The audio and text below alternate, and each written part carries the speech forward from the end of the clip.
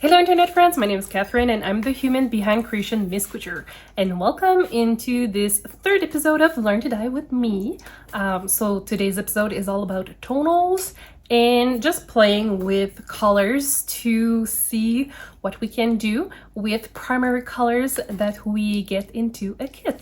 So without further ado, let's get into today's episode.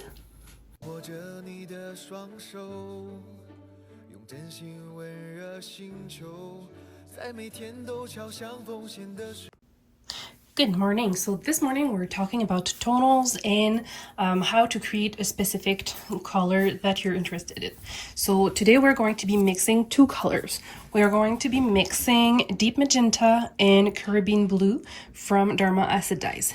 Now, you may be asking why? First, I love purple colors. And second, those two colors are part of the little bundle that you can purchase on Dharma acid dyes website. So you can purchase a bundle with 6 primary colors that you can learn to mix with yourself. So this is why I wanted to be working with Caribbean blue and deep magenta, because those are part of those bundles. And when you understand how to mix your colors, you can create some stuff that are pretty unique to you. And it's also super fun to play with color. So this morning I have already made my 1% stock solution of each colors. And as you can see, I've done my setup slightly different. So I've learned from my mistake yesterday. So here we will have 1/4, 3/4. And you may ask why I just swapped it. It's because we are going to be trying to be consistent. So at the top portion, so 1/4, 1/3, 1/2, 2/3, 3/4, will be for our deep magenta, and the bottom line will be for our Caribbean blue. So that way it's just a little easier on my brain to remember what I'm talking about. So, and it should be pretty obvious when comes the time to work with it that that we're talking about those colors. So this is what the plan is for today. As you can see at the back, I have my mason jars with 300 milliliters of tap water. There is currently no acid in it, and they're at room temperature at this time. Why am I mentioning this? Simply because if you have hot water, some colors strike faster than others. So it's just something that you need to keep in mind when you are doing this. Obviously, if you don't want to do those proportions at home, you're more than welcome to use different proportion. And now I'm realizing I don't know where I put my syringe, so I will just go quickly and find it. Give me 1 second. All right, so I did find my syringe. I'm sorry about that. Sometimes I'm all over the place. Okie dokie. So we're going to be starting with all the pinks first. If you're going to be working with a stock solution at home, make sure that you have containers that can seal themselves. So if you have mason jar, that's perfect because the seal will be good. And that way, when you shake up your stock solution before using it, you will avoid a lot of messes. Yeah, I am talking about it from experience for sure. You know that for sure. So that's when you're working from stock solution that are not necessarily fresh. So just always make sure that if you're not working from fresh, that you're giving it a good shake, and try to use it within like the week, I would say, simply because you will have deposit at the bottom of your containers that sometimes you will not be able to get to it. And also sometimes what happens is that the pigment will just kind of fade or deteriorate. So this is just something to keep in mind. So, but I did those fresh from this morning. So we're going to be starting with our pink, 1/4 of 10 milliliter, because I'm going for 1% depth of shade for all of my colors, just to make it easier for me to understand how the mix of those colors can work. So 1/4 will be 2.5 milliliters of dye stock.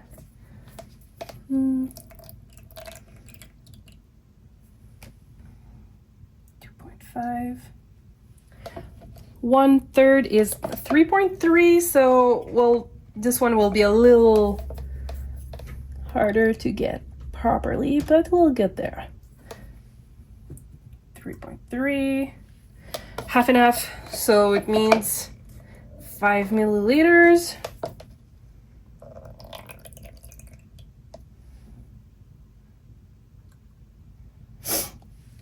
Two-third, so that's 6.3.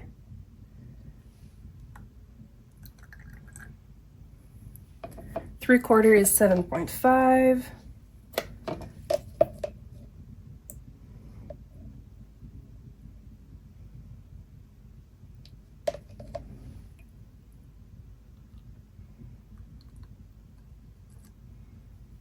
So that's for the deep magenta. I'm just going to rinse off this real quick.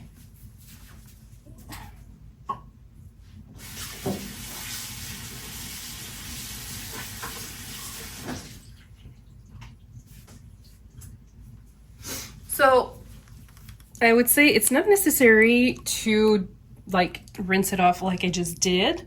However, it's best practice to do so, especially if you're not do not have the intention to mix your colors. So 3/4 will be 7.5.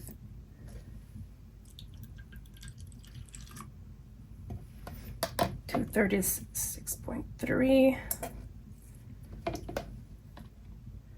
Oh, great.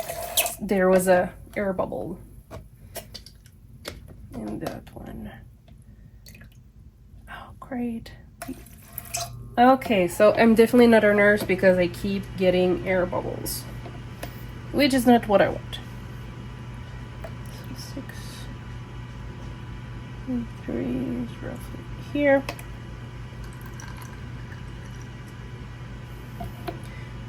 5 milliliters for my half.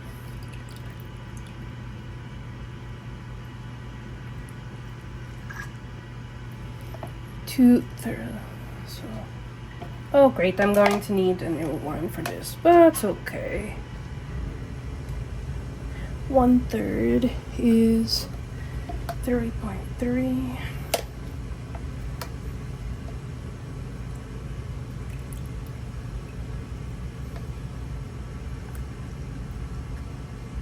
And we need 2.5.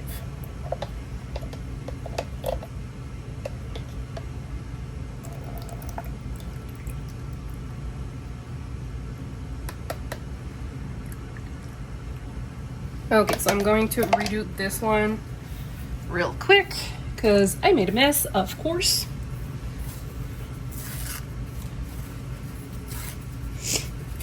And you might remember my little mistake from yesterday, and that's why we are doing things the way I'm doing them right now with my little paper tissue.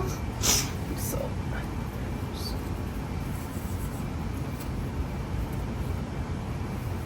I should have been wearing gloves for this. Oh yes, I should have been wearing gloves. Okay, so we are going to be doing a crude swatch for those.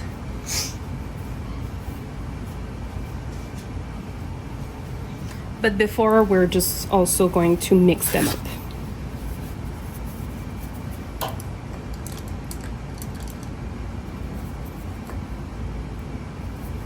And you can see it's creating this kind of navy color. There's not much difference. You can see how the blue takes over pretty much everything.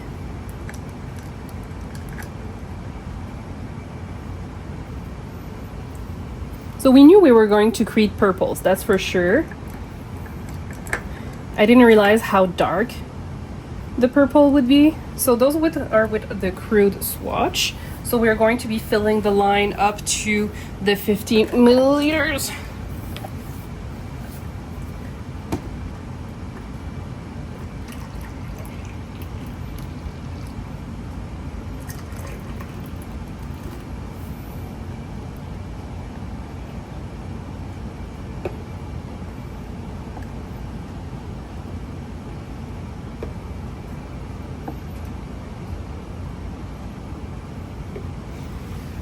And this is a good exercise to see how powerful colors can be.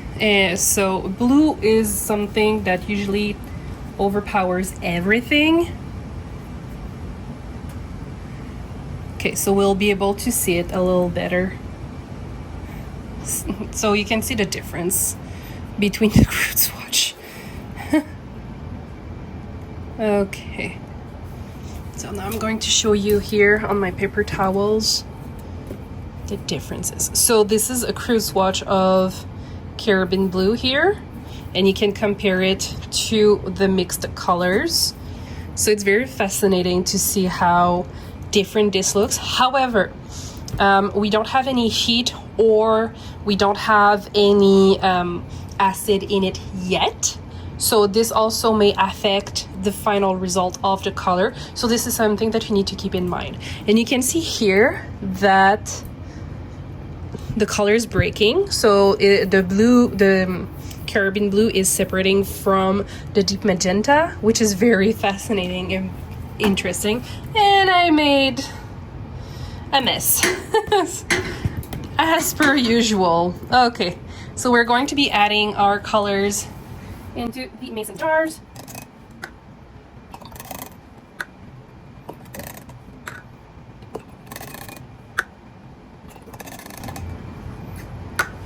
So this is going to be very interesting to see how everything turns out in the end. So we're just going to mix up a little bit the color in there.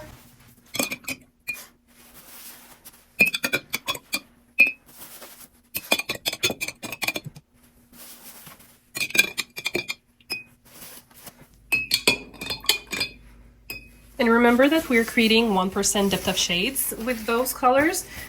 And you can already see so many beautiful purples on my paper towel.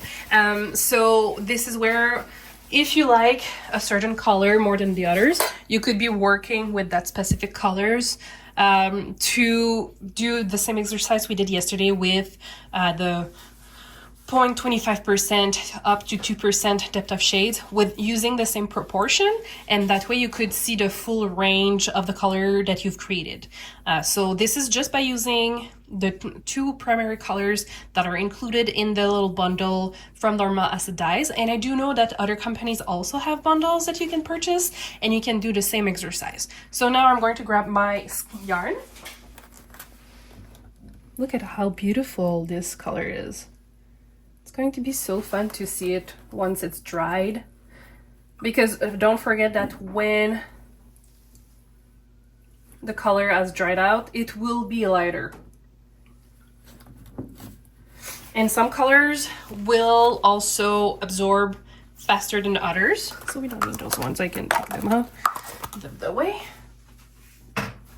So some colors will absorb faster than others. Some colors will strike only when there is more acid into the water, or when you will have heat in your containers. So if it was summer, I could just bring those colors outside and use the power of the sun to heat set them. But it's winter, so we're not going to do that. But come back this summer and we will try to do exercise, little fun thing with the sun.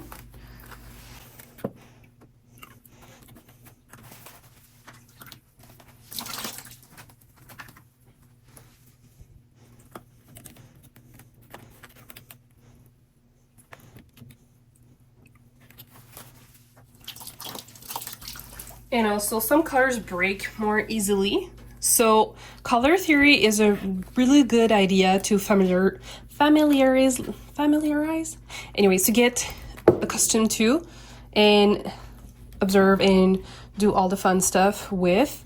However, practice will be your best friend in this situation, because theory and practice sometimes are two different things. So color theory is perfect when you're working with like the usual mediums like watercolor, acrylic paint, oil paints, and all those beautiful art forms. However, we are working with yarn and fibers, so this is definitely something that the theory sometimes will conflict with the practice, simply because some of the acid dyes will react to different fiber differently. So if you have a blend of merino and nylon, it might be different on the superwash version and on the non-superwash version. So there's a lot of things that will come with practice. So now we're going to do the same thing as yesterday. We're going to bring this into the double boiler situation that we had and heat them. So I still don't have any acid in my mason jars, because I like to give the chance to the colors to absorb evenly through the yarn before adding acid. I'm going to need a little bit more water.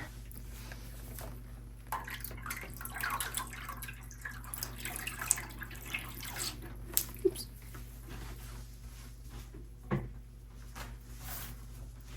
So I will turn on the heat.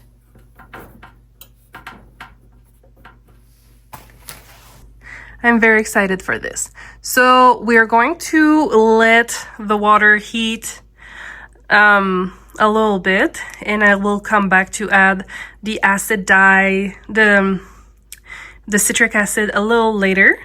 So rule of thumb for acid dyes and citric acid, it's about 1 tablespoon per 1 pound of yarn or fiber that you have. So it would be one tablespoon per 444 grams of fiber.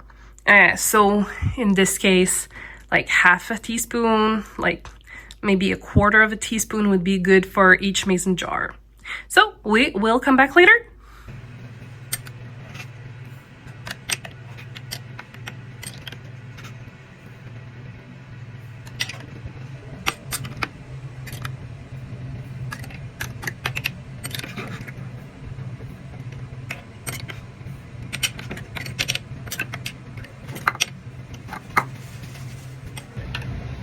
Look at how pretty this is. You can see that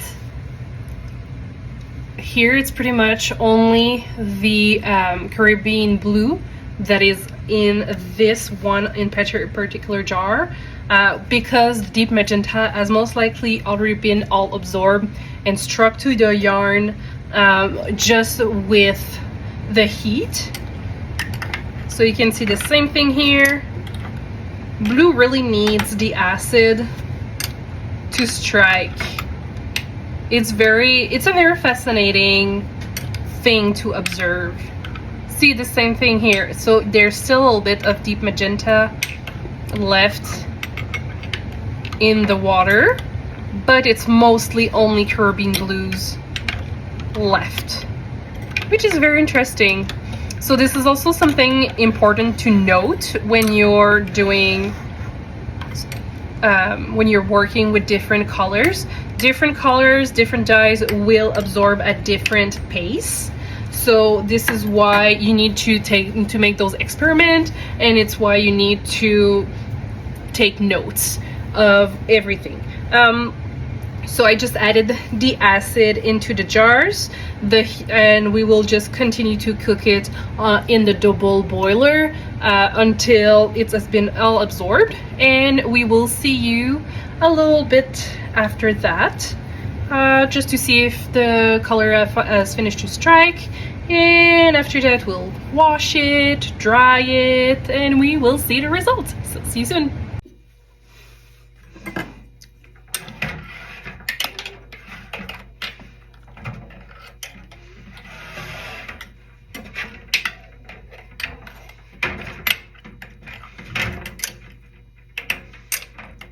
Alright, so it seems that all the dye has struck, so we are going to turn off the heat and then we're going to let it cool down, and after that we're going to wash it, let it dry, and we will see the final result. Just kidding, we're seeing myself wash the yarn first. So I didn't had any bleeding. I was so happy about that. And I was hesitating to keeping the dye bath from the jars because there was a little tint into it, but I don't think it was worth it because it was like so subtle colors that I don't think we would have even noticed. I think we would have created like a white on the with maybe a very tiny hue of purple, so I don't think it was worth my time to keep those little jars. So that's all I wanted to mention. So we're washing here, and I will put that in the spin dryer, and we will see the result very soon. Thanks for watching so far. And here's the final result for the tonal colors. As you can see, there is a little difference. There is difference. Come on. There we go. There's a difference between the swatch and the final result, and that's totally normal because blues and usually needs the acid and the heat to properly settle and strike the yarn, but it's pretty close. So this is why I mean that colors on the swatches are not always accurate. And here the color is really hard to tell, but this one is pretty good, I would say. So it's pretty close. So it's pretty cool. So this is a fun exercise that you can definitely do at home with 10 grams mini skeins. So this is done with the Stroll fingering weight from Knitpicks. I will have an affiliated link in the description box below. So this was super fun to do, and you can do this with any colors that you have. I recommend, if you're trying to learn about color theory and how your dyes will work together, to go to the basic and mix colors that are within the primary colors to start with, and then you can expand with secondary colors and tertiary colors. So it's super fun to do. It gives you a good idea of what can be done with the colors, and at the end of the day, you have a bunch of little cute mini skeins that you can use to make gnomes if you want, or anything that you fancy. Adding a little color to a sleeve, adding a little bit of color to a sock. So like it's why I always use also a fingering weight yarn, so that way I can use them in pretty much whatever I want in after that, because I think it's an all-purpose yarn weight when it comes to socks and accessories. So you can also do it on other yarn weight if you want. Oh, hi Zoe, thank you for coming. We didn't see you yet. Okay, wish miss. I know it's so fun. Oh well. Anyways, if you've liked the video, please consider liking, sharing, and subscribing to the channel. This is the best way to support us, and I will see you in the next one very soon. Thank you. Yes, you're the best.